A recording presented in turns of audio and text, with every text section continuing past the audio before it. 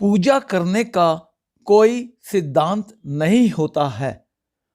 परमात्मा हर उस दिल को सुनता है जो कि पवित्र, निर्दोष और ईमानदार होते हैं। इसका साफ साफ मतलब है परमात्मा ने सब सृष्टि की, सब चीज़ों की, सब पदार्थों की, हर योनि की, मनुष्य से लेकर पशुओं पक्षियों की रचना की है। परमात्मा सभी की सुनता है, परंतु जिसके विचार पवित्र, कर्म पवित्र, मन से, तन से निर्दोष ईमानदार हैं, उनको अधिक प्रेम करता है, क्योंकि वही परमात्मा के नाम को संसार में प्रचार करने योग्य हैं। नमस्कार दोस्तों, प्रेमी मार्ग यूट्यूब चैनल पर आपका स्वागत है।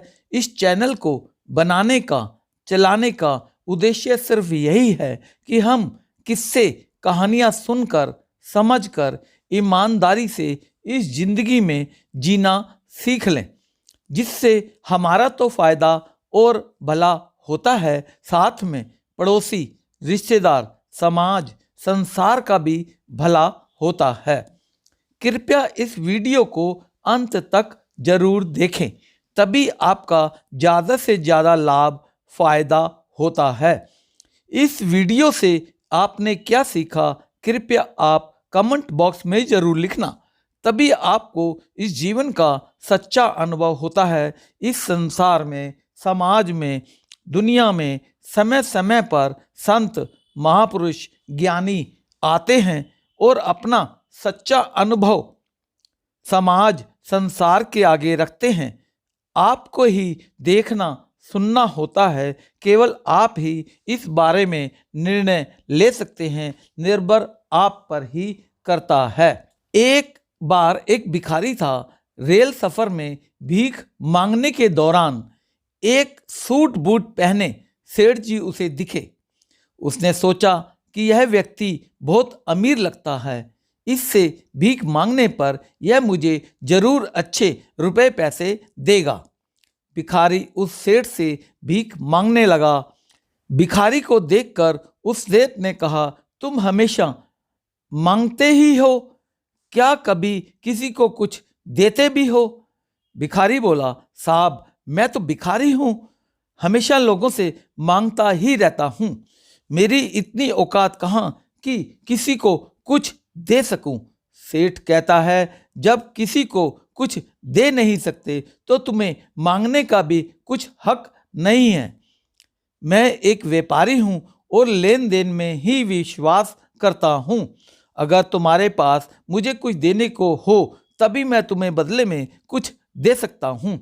तभी वह स्टेशन आ गया जहाँ पर उसे उस सेठ को उतरना था।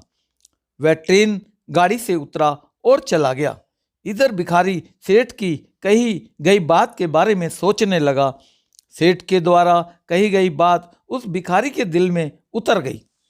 वह सोचने लगा, शायद मुझे भीख में अधिक रुपए पैसे इसलिए नहीं मिलता क्योंकि मैं उसके बदले में किसी को कुछ दे नहीं पाता हूँ, लेकिन मैं तो भिखारी हूँ, किसी को कुछ देने के लायक भी नहीं हूँ। लेकिन कब तक मैं लोगों को बिना कुछ दिए केवल मांगता ही रहूँगा। बहुत सोचने के बाद भिखारी ने निर्णय किया कि जो भी व्यक्ति उसे भीख देगा उसके बदले में वह भी उस व्यक्ति को जरूर कुछ देगा। लेकिन अब उसके दिमाग में यह प्रश्न चल रहा था कि वह खुद भिखारी है तो भीख के बदले में वह दूसरों को क्या दे सकता है। इस बात को सोचते हुए दिन भर गुजर गया, लेकिन उसे अपने प्रश्न का कोई उत्तर नहीं मिल पाया। दूसरे दिन जब वह स्टेशन के पास बैठा हुआ था, तभी उसकी नज़र कुछ फूलों पर पड़ी जो स्टेशन के आसपास के पौधों पर खिल रहे थे। उसने सोचा, क्यों ना मैं लोगों को भीख के बदले कुछ फूल दे दिया करूं। उसको अपना यह विचार अच्छा लगा और उसने वहां से कुछ फूल तोड़ लिए। वह ट्रेन में भीख मांगने पहुंचा। जब भी कोई उसे भीख देता तो उसके बदले में वह भीख देने वाले को कुछ फूल दे देता। उन फूलों को लोग खुश होकर अपने पास रख लेते। अब भिखारी रोज फूल तोड़ता और भीख के बदले में उन फूलों को लोगों में बांट देता था। कुछ ही दिनों में उसने महसूस किया कि अब उसे बहुत अधिक लोग भीख देने लग गए हैं। वह स्टेशन के पास के सभी फूलों को तोड़ लाता था। जब तक उसके पास फूल रहते थे तब तक उसे बहुत से लोग भीख दे देते थे, लेकिन जब फूल बांटते बांटते खत्म हो जाते तो उसे भीख भी नहीं मिलती थी। अब रोज ऐसा ही क्रम चलता रहा। एक दिन जब वह भीख मांग रहा था तो उसने देखा कि वही सेठ ट्रेन में बैठे हैं, जिसकी वजह से उसे भीख के बदले फूल देने की प्रेरणा मिली थी। भिखारी तुरंत उस सेठ के पास पहुंच गया और भीख मांगते हुए बोला, आज मेरे पास आपको देने के लिए कुछ फूल हैं, आप मुझे भीख दीजिए, बदले में मैं आपको कुछ फूल दूंगा। सेठ ने उसे भीख के रूप में कुछ रुपए पैसे दिए और भिखारी ने कुछ फूल उस सेठ को दे दिए। उस सेठ को यह बात बहुत पसंद आई। सेठ बोला, वाह क्या बात है, आज तुम भी मेरी तरह एक व्यापारी बन गए हो। इतना कहकर फूल लेकर वह सेठ स्टेशन पर उतर गया। लेकिन उस सेठ द्वारा कही गई बात एक बार फिर से उस भिखारी के दिल में उतर गई। भिखारी बार बार उस सेठ की द्वारा कही गई बात के बारे में सोचने लगा और बहुत खुश होने लगा। उसकी आंखें अब चमकने लगी। उसे लगने लगा कि अब उसके हाथ सफलता की वह चाबी लग गई है, जिसके द्वारा अपने जीवन को बदल सकता है। भिखारी तुरंत ट्रेन गाड़ी से उतरा और उत्साहित होकर बहुत तेज आवाज में ऊपर आसमान की ओर देखकर बोला, मैं भिखारी नहीं हूँ, मैं भिखारी नहीं हूँ, मैं भिखारी नहीं हूँ, मैं तो एक व्यापारी हूँ। मैं भी उस सेठ के जैसा बन सकता हूँ, मैं भी अमीर बन सकता हूँ, मैं भी अमीर बन सकता हूँ। लोगों ने उसे देखा तो सोचा कि शायद यह भिखारी पागल हो गया है। अगले दिन से वह भिखारी उस स्टेशन पर फिर कभी नहीं दिखा। एक साल के बाद इसी स्टेशन पर दो व्यक्ति सूट बूट पहने हुए यात्रा कर रहे थे। दोनों ने एक दूसरे व्यक्ति को देखा और उनमें से एक दूसरे को हाथ जोड़कर प्रणाम किया और कहा, क्या आपने मुझे पहचाना?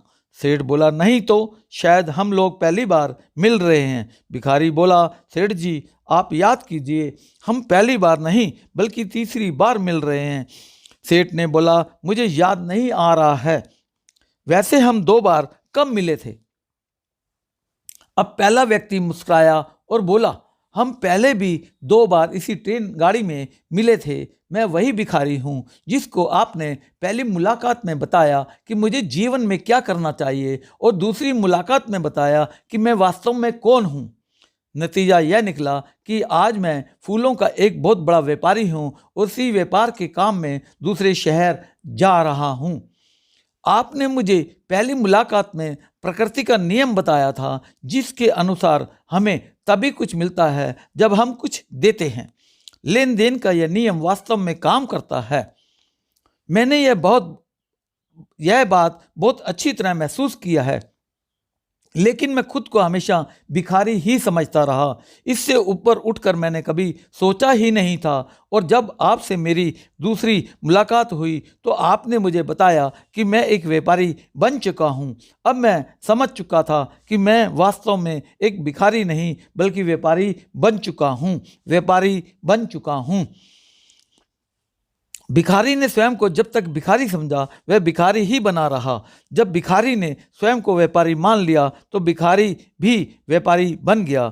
इससे हमें यह शिक्षा मिलती है, जिस दिन हम समझ लेंगे कि मैं कौन हूँ, मैं एक आत्मा हूँ, मैं एक शरीर नहीं हूँ, फिर जानने समझने को रह ही क्या जाएगा।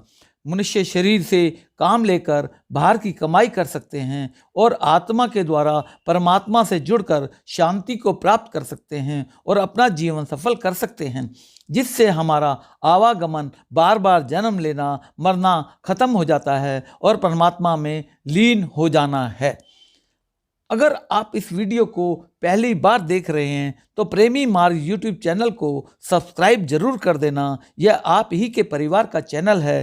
कहते हैं जब हम किसी की मदद करते हैं तो हमारा लाभ अवश्य ही इस जीवन में, इस जिंदगी में होने वाला है।